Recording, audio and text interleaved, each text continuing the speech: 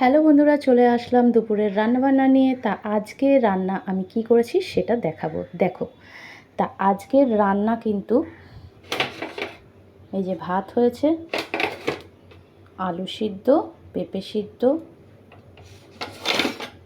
উচ্ছে সিদ্ধ, এই হচ্ছে আমার সোমবারের আজকের রান্না। ঠিক আছে।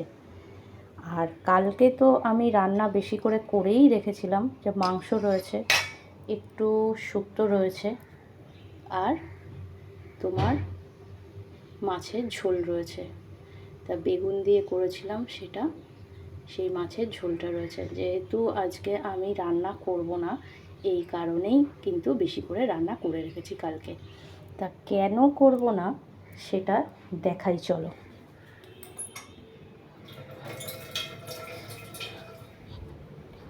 চলো দেখাই।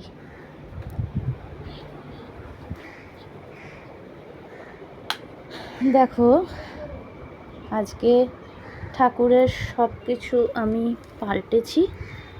চাদরগুলো পাল্টালাম, ঠাকুরের বিছনাপত্র সব পাল্টানো হয়েছে। শুধু গুরুদেবের ওখানে চাদরটা কিন্তু পাল্টানো হয়নি। তাই গোপালের এখানেও চাদর পাল্টেছি। তো সব এগুলো করতে অনেক সময় লেগেছে। বসেছি তোমার তখন 8টা বাজে, তা উঠলাম সেই 12:30। এই 12:30টায় উঠেছি। ঠিক আছে বন্ধুরা, তাই এই কারণে কিন্তু আমি আজকে কোনো রান্নার পর্ব রাখিনি।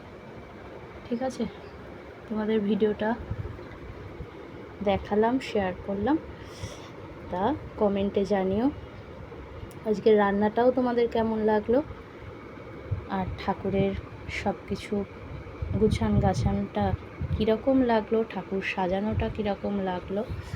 তা এখানে কিন্তু আর একটা কথা বলি, আমি কৃষ্ণকালী মাকে পেতেছি। তোমরা তো ভিডিও দেখোই, কৃষ্ণকালী মায়ের, কাকুরগাছি মায়ের সম্পূর্ণ ভিডিও দেখো। তা আমি কৃষ্ণকালী মায়ের ফটোটা, যেরকম বড় মার ফটো, বড় মা বলতে আমার মনসা মায়ের ফটোটা যেরকম ছবি তুলে নিয়ে এসে ফটোটা করতে দিয়েছিলাম, বাঁধাতে দিয়েছিলাম, এখানে কৃষ্ণকালী মায়ের ফটোটা আমি ফোন থেকে তুলে স্ক্রিনশট মেরে কিন্তু ফটোটা বাঁধিয়েছি, তারপরে নিয়ে এসে বসিয়েছি। তা কেমন লাগলো আজকের ভিডিওটা কমেন্টে কিন্তু জানিও। ঠিক আছে, টাটা বন্ধুরা।